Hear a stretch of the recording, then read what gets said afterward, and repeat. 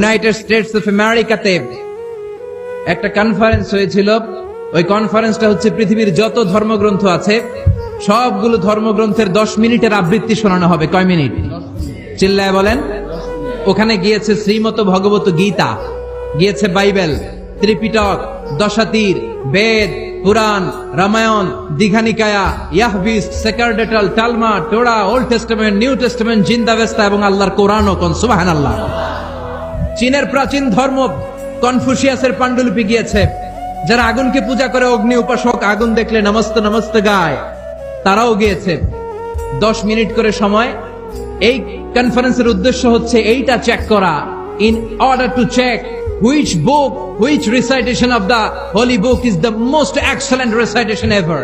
কোন বইয়ের আবৃত্তিটা বেশি সুন্দর লাগে। 10 মিনিট করে সময়। সব ধর্মের ধর্মীয় কিতাবের শায়েকরা, গুরুরা